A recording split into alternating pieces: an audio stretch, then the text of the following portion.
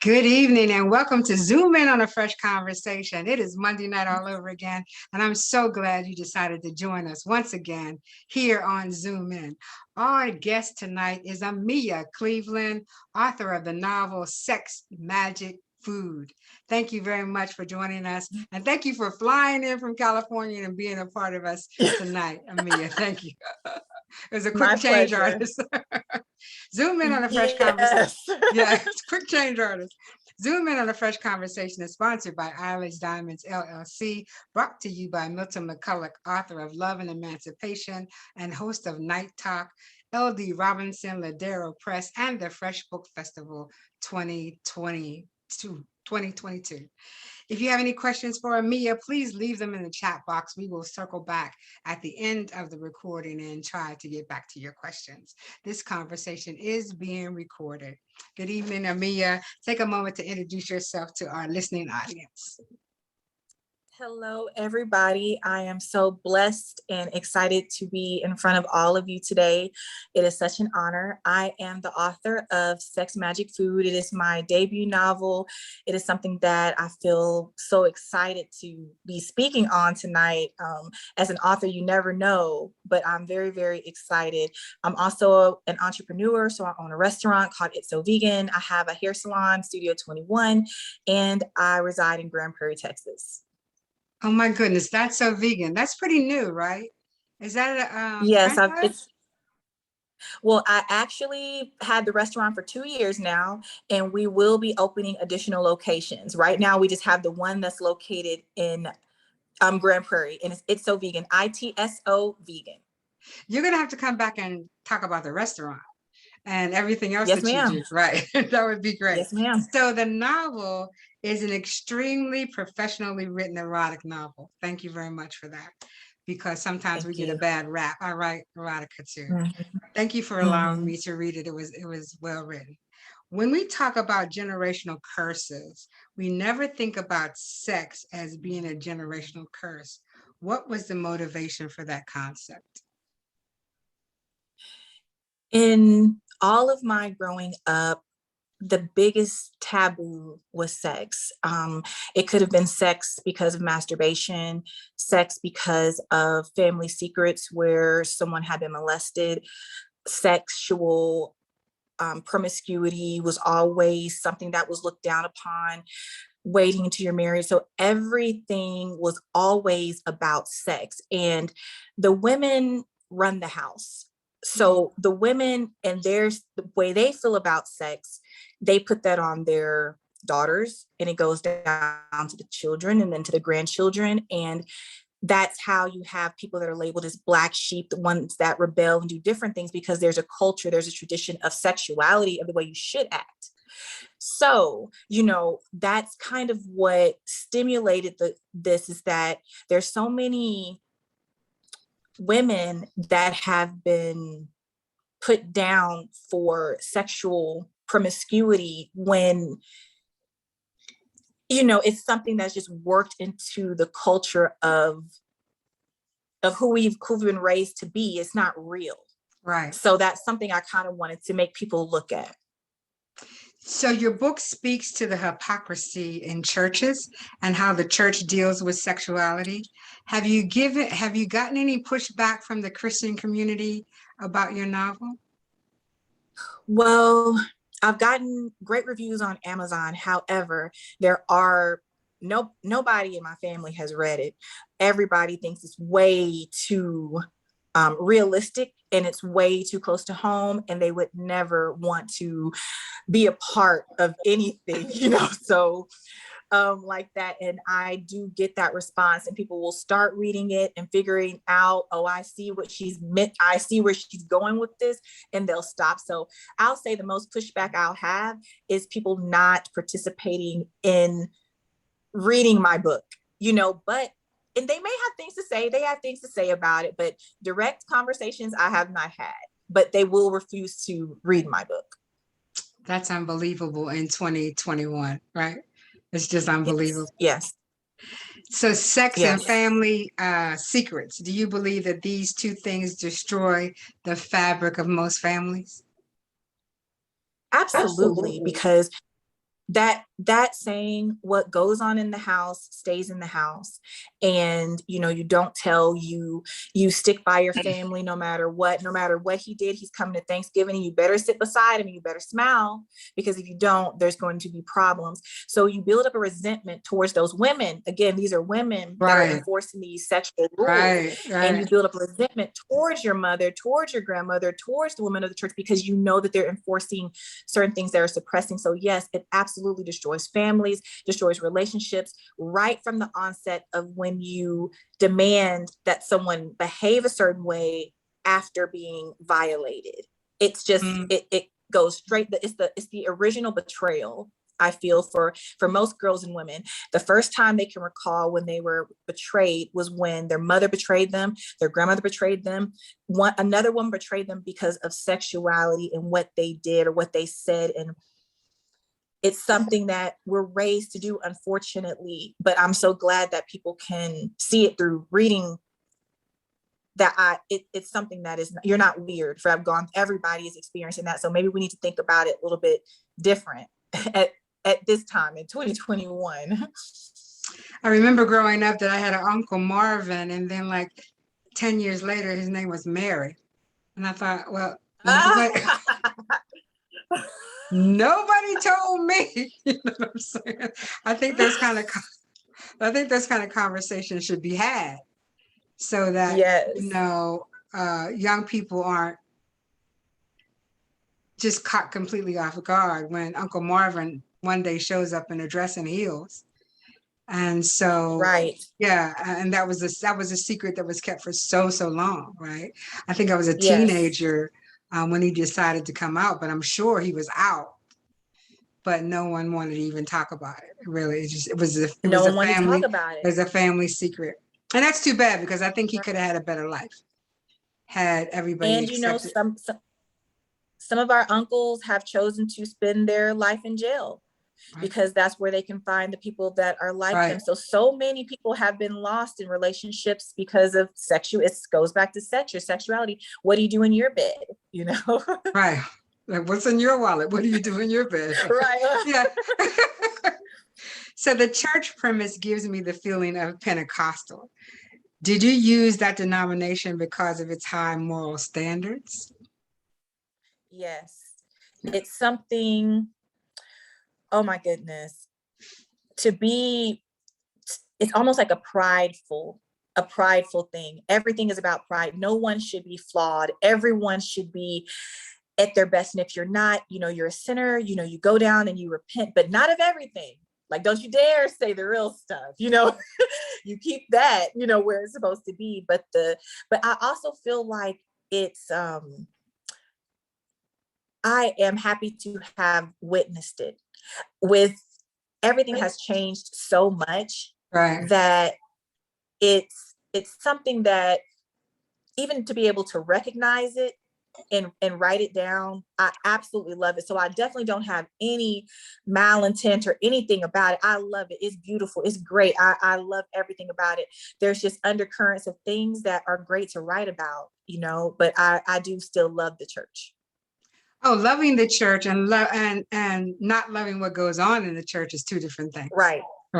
Exactly. Because the church is a temple where you're supposed to bring, you know, your gifts and your tithes to whomever you believe in.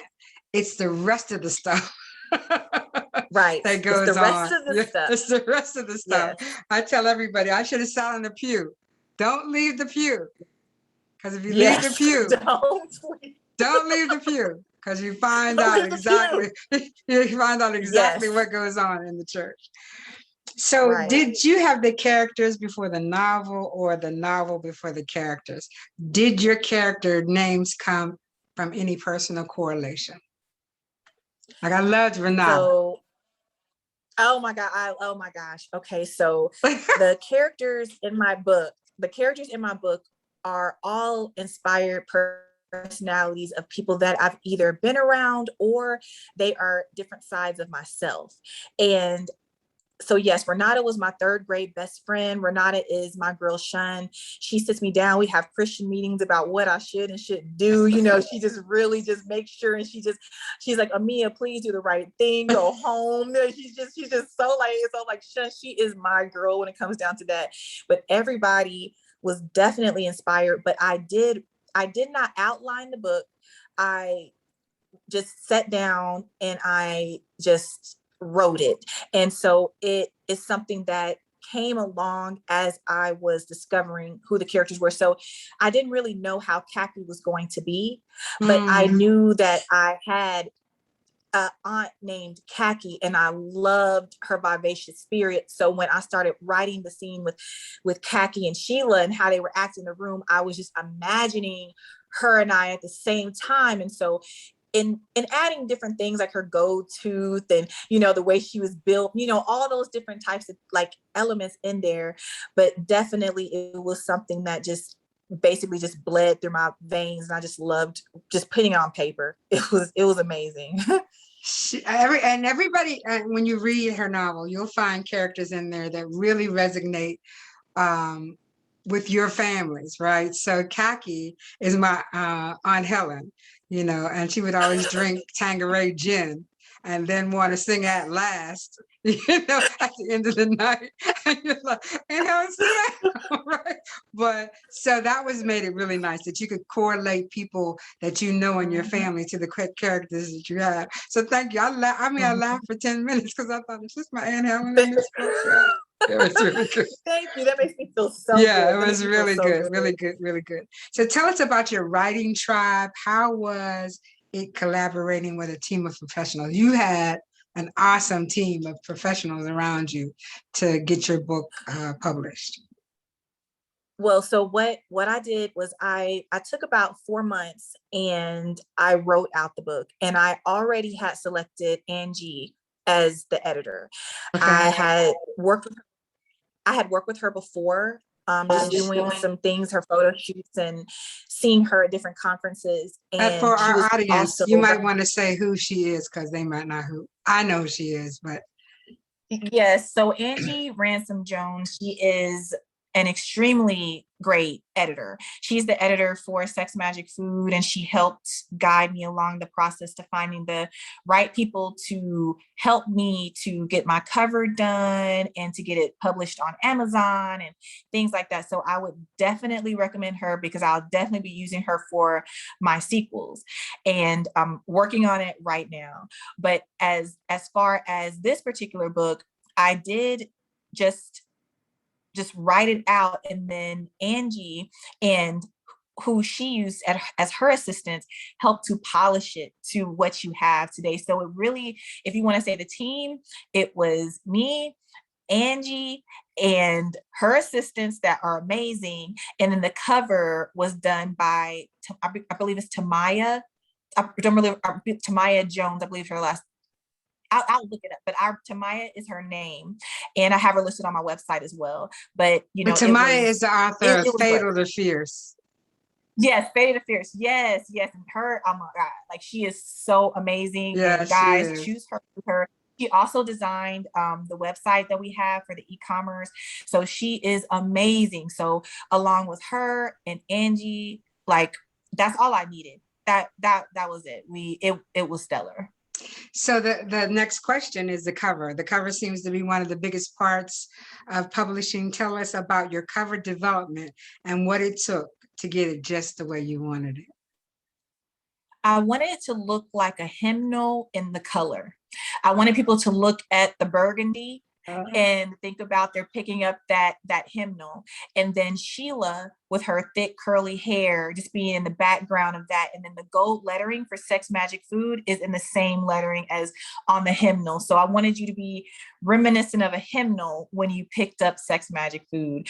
And she did an awesome job of Tamaya Davis. That's what I said.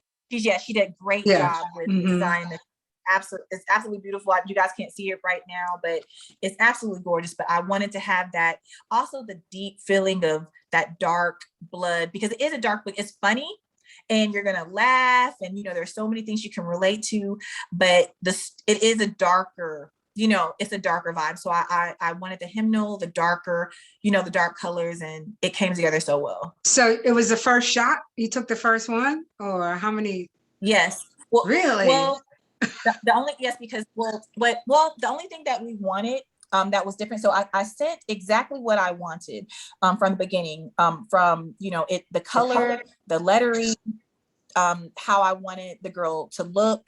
And the only thing we did was make her a little bit younger and maybe add a few touches to the cover, but it was something that we maybe polished just a little. But this was the first cover, and this was the cover that I wanted it to organically come from. I believe that sometimes when you're working and reworking and reworking and reworking, it's just sometimes you just take that magic out. So I just wanted to look like, that raw. I just wanted to feel good to read, and I wanted them to get the first version of how I felt. That's funny, because most times that's the most arduous, is that the word? Yeah, part of putting the book together. Once it's done, and then looking for a cover. And so you are blessed to have gotten the first shot. Yeah, really. Yeah, very, very, very blessed. And once the readers read through the book, after I wrote the book, I knew exactly. I wanted the hymnal. It was so clear to me what I wanted, and that is a blessing. I feel like I'm totally blessed to have written something like this in the first place. So thank you. So let's flip that. When I saw it, I thought of the movie Practical Magic, which is one of my favorite movies of all time, right? And so she has a magic spell book. If you've ever seen the movie, that looks exactly like that. It looks exactly like that. So, ergo, let me go to my next question. Practical Magic is one of my favorite films. You entered the world of semi-black magic. Tell us about your research on that practice. That was the most arduous task. That one. I went to several different bookstores, and I purchased books on magic, high magic, black magic, sex magic, everything that you can think of. And I literally went through magic books that were $80, $100, ones that literally had, yes, the ones that literally had spell work inside of them, so that I could design the book that she was reading, that was guiding her through the book. The book inside the book was something that was very important, because it was her mother's book, and it was something that she was going to be using, and the magic all came from that book. So I dive deep. I looked into everything. I looked into the Orisha work. I looked into just different magical practices, everything, because I wanted people to read the book and feel like this is real. Like, this is something that if I do this is going to work for me, because it doesn't feel fake. You can tell that when you open any real magic book, it always has warnings before you start. It does. And yes, it does. I wanted sex magic food. I wanted the book to have those warnings. Hey, if you do this, okay, so now we're on a ride, and we know why. That's the feel I wanted to have with it. And when you don't do the spell correctly. Yes. Yes, and when you don't do the spell correctly, exactly. And we feel so much for Sheila, because again, she is a 21-year-old virgin. She's trying to find her way out, but the girl is getting into stuff, and we just feel for her. And it's exciting, it's erotic, but that something's gonna happen. It was it was very it was very well written. I can't wait for you guys to read it. And Practical Magic, you have to see the movie, because then you'll understand why because there's a spell that she has in there that she asked specifically for this certain man, and he would have one blue eye and one gray eye, right? Oh, wow. So, and then this guy shows up. I mean, but it's a movie, right? But Practical Magic. It's really good. I don't remember who the lead character is, but it's a good movie.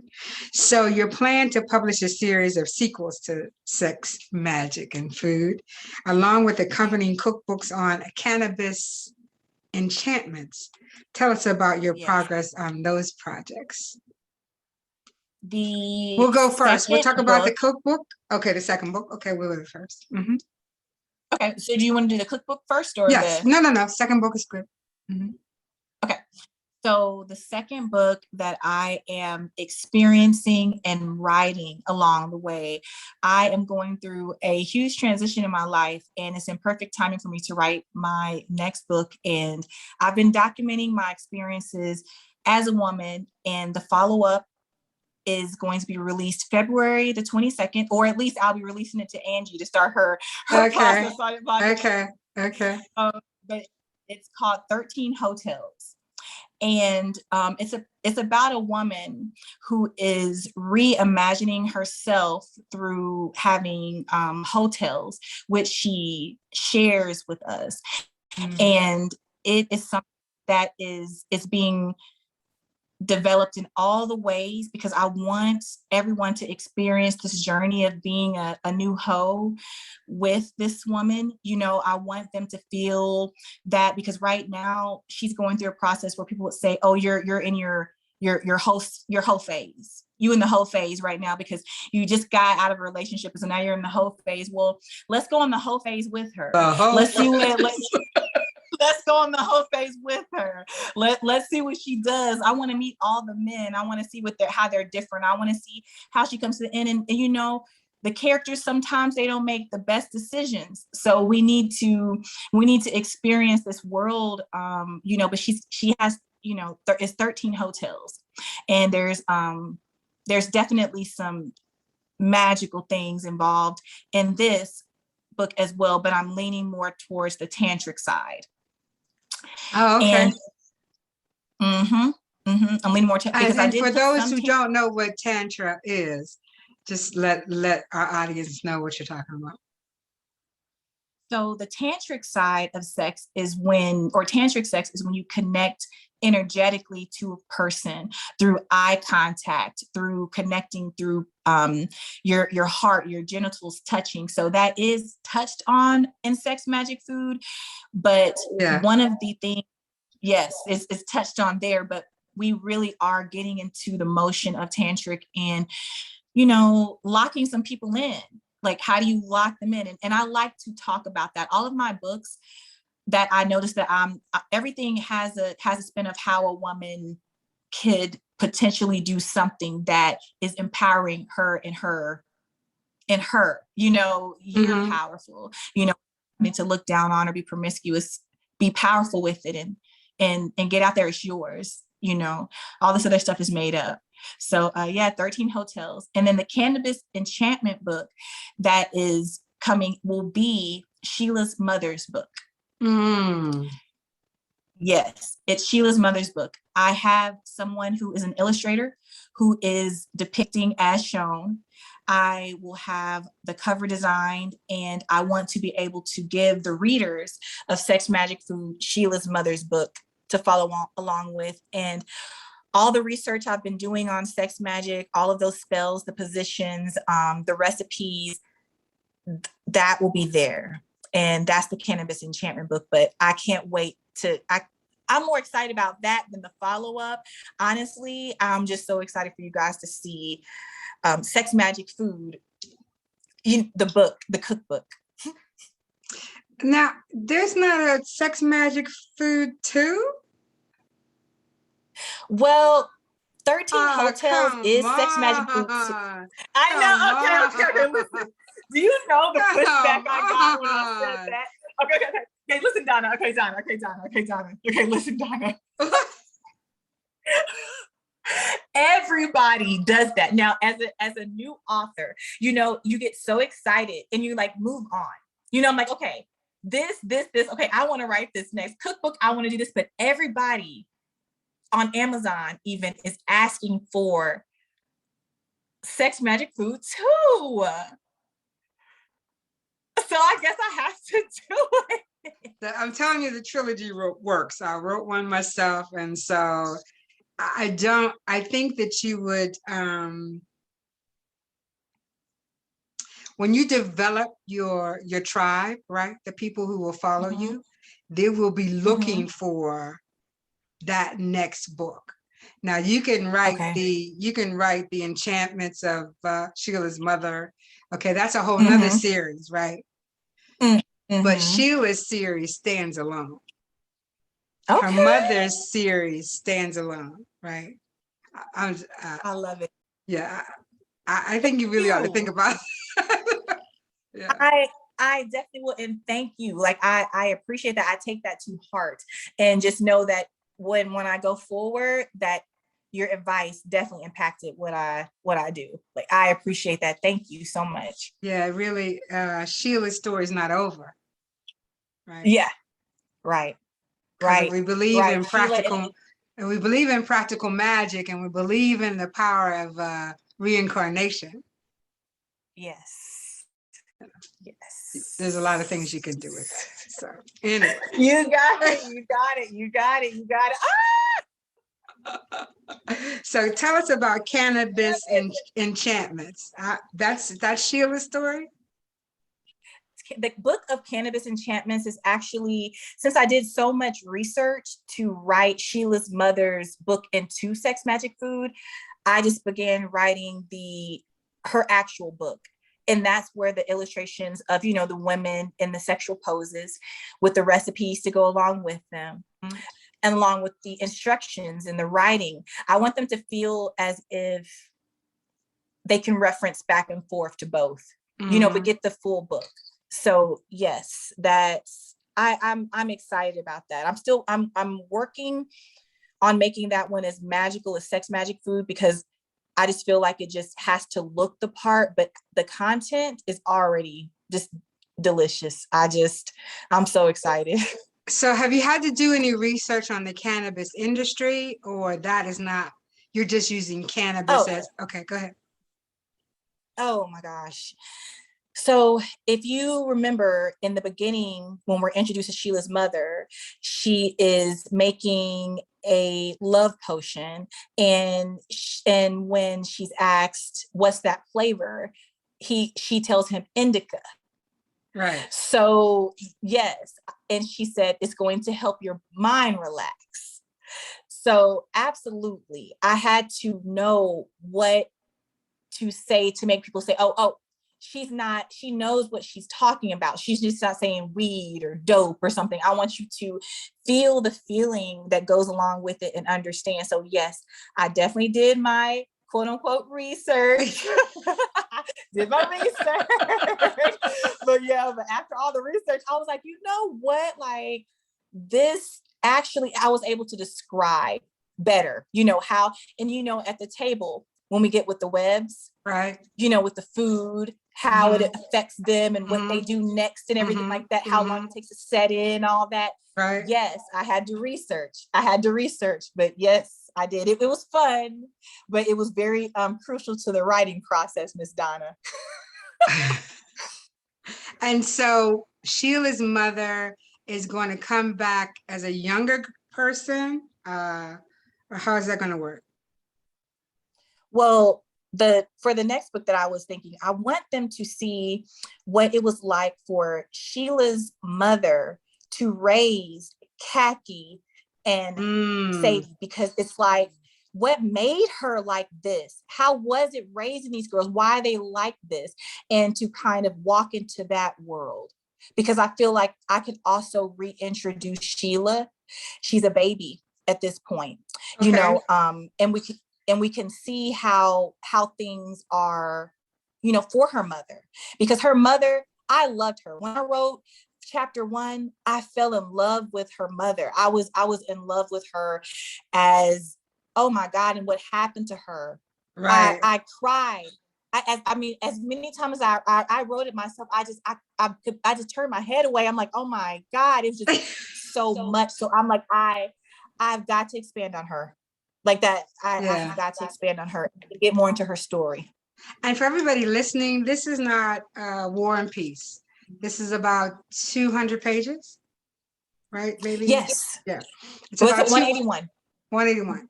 It's a quick read. So it's something that you can take to the beach, you can take to the hairdresser, you can take to the barbershop or wherever guys go to read, man cave.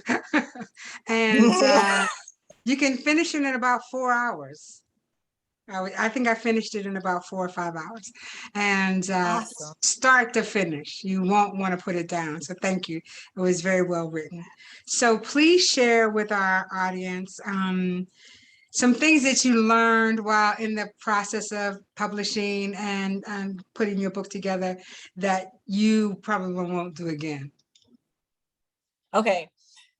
Step number 1, you worry about writing the book. Do not attempt to design your cover. Do not attempt to do your website. Do not attempt to edit your book. Do not attempt to do all the proofreading.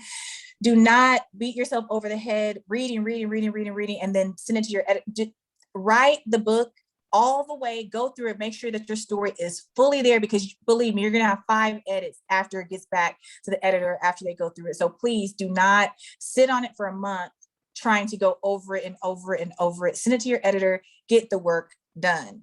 So that's one of my top things. And another thing I would say for a new author is to make sure that you have your mood for writing certain scenes, because I had to be in a mood where I can write a sex scene. Don't try to write a sex scene after you just had an argument. You're going to make yourself so frustrated that you think you have writer's block, and then you're just going to say, I'm going to just write in 2 more days, or I'm just going to give it 3 days. Right. No, just feel it, and then go write it, even if it's a chunk that you leave in a folder that's like, this is a sex scene for later. Right. Because some of my sex scenes I would write right after, and then I would say, okay, this is going to be for Brother Marcus at the end, or this is going to be Brother Jenkins. This is what he's going to do.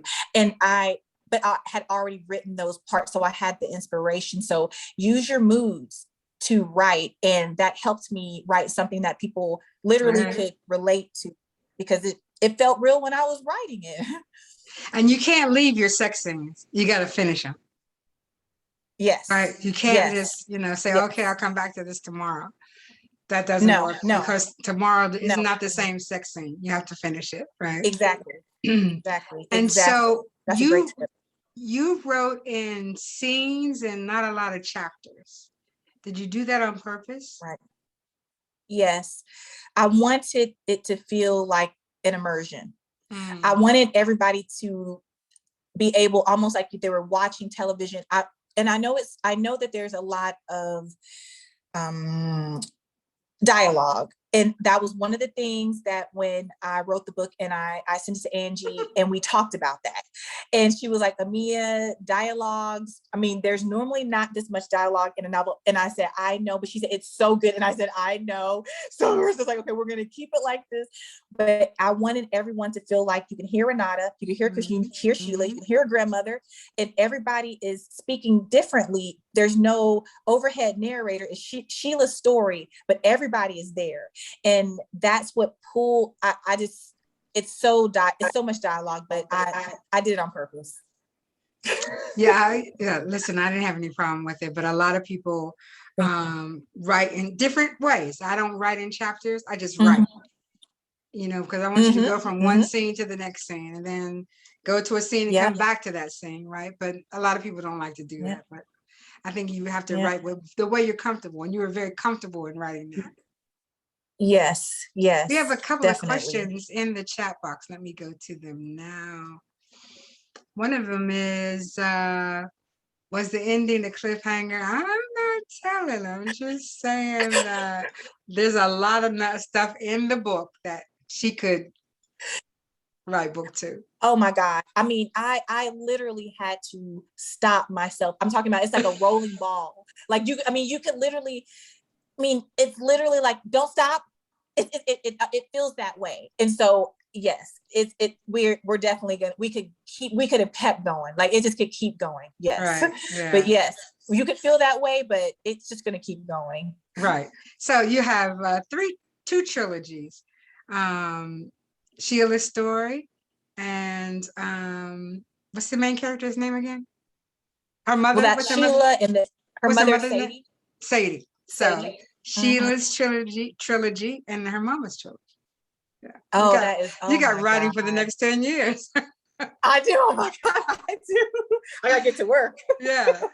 So what is your book sales strategy? How do you get people to become interested in your book?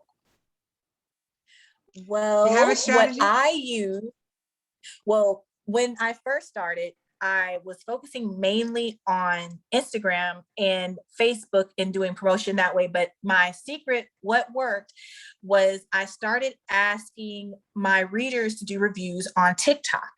And using that social media platform, one of the reviews that the person did on my book went viral. It's almost at 100,000 views right now on TikTok, Mm. which resulted in almost 1,000 book sales. So that using social media and letting the people know what social media platform you would prefer them leave your reviews on, and TikTok has been one of them that worked for me. So that's my marketing strategy, and that's what's helped me to keep the views going, because the video is there forever until they delete it. So every time somebody goes to their page, they have to look at my book review as well. Oh, I don't really understand that TikTok. So that's something that we should do some research in. So Yeah. the person who asked that question, TikTok, I mean, the younger people use it all the time. They really do.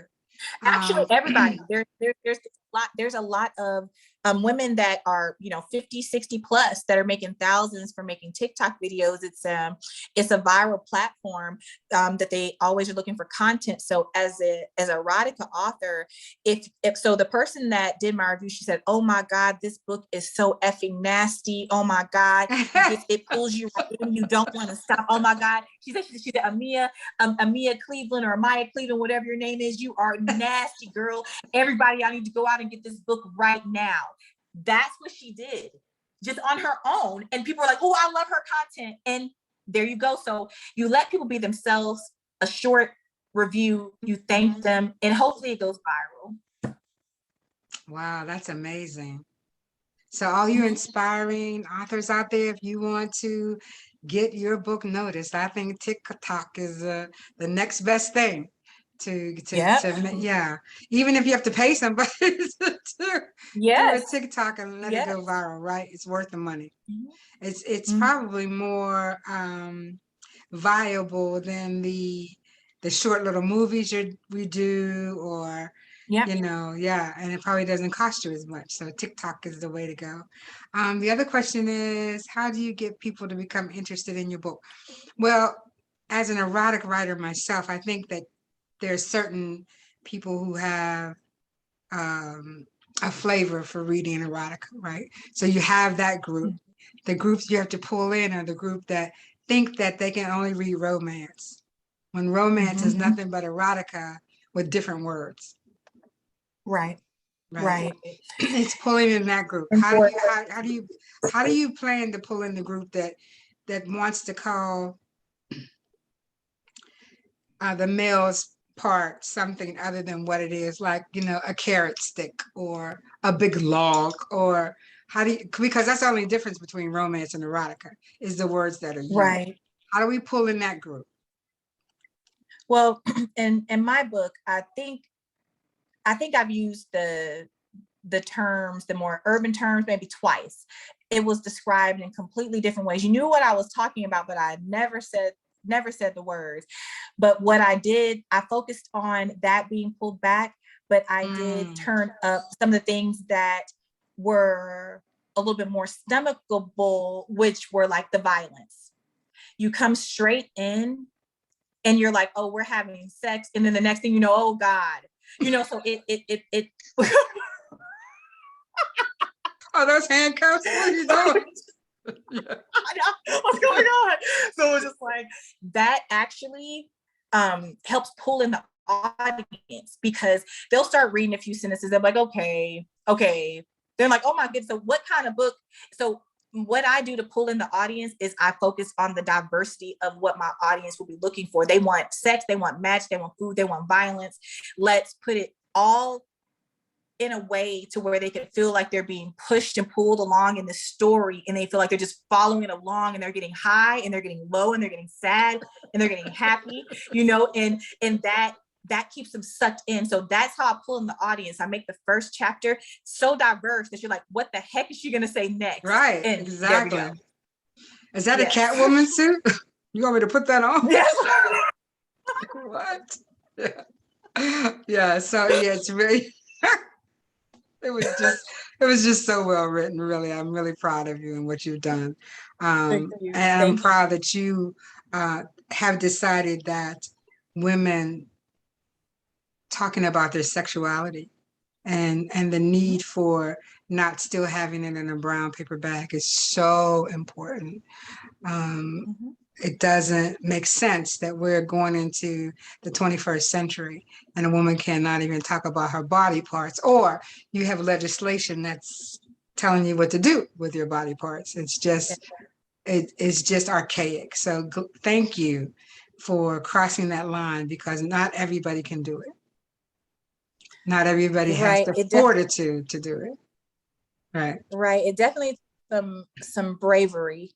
It took Yeah. a lot of bravery to something like that. In your name. And in your name. Yes. And in my name. And the thing Yeah. about it is, I told myself, I said, Amiya, if you got hit by a truck today, would you be, and you lost both your hands, would you be more or less happy if you wrote that book? I said, bitch, write the book. Right. Go ahead and write the book. Write the book. And I'm going to stand in it, because absolutely, it's my, yes. And so, yes, I'm going to keep writing what I feel like needs to be written. I'm going to say the things that I want to be said, and in the most intelligent way possible, so that everyone can get pulled in and take what I have to say to heart, you know? And I will tell you that I don't think that I have not missed an opportunity because of it. I've always been straightforward. If I go for a new job, if I work for a city, I go to the city manager and I say, hey, let me tell you before somebody else does. You know, I'm working for you, but I also write suspense erotica. And so all of them have said, okay, let me read it. Right. Yeah. So right. I think if you're upfront about what you do, what your craft is, and that you're doing it in a spirit of excellence, no one can take that away from you. No one can take it away from you. Yeah. So any other questions from anyone? I'm going to ask Amiya if there's anything else about the process, about the book you want to let us know. Well, I'll tell, everybody that's in the process, who's going through writing a book, it can be a very lonely process. People don't want to hear what you just want to hear some feedback, and people don't want to listen to you at the time. But you have to keep remembering, even the people that are talking down or not wanting to participate, there's no haters in the game. You can't be in the stadium if you're not willing to, get dirty and get in there and play. So ignore all the people that are staying outside the stadium, talking about what your book is going to do, what's going to happen. They're outside of the stadium. All the noise. They're not.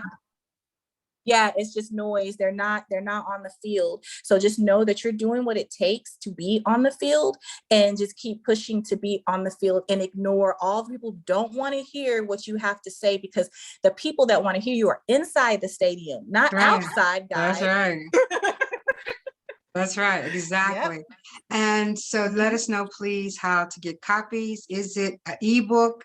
Can you, is it a hardback? How can we do that? How can the audience get copies of the book?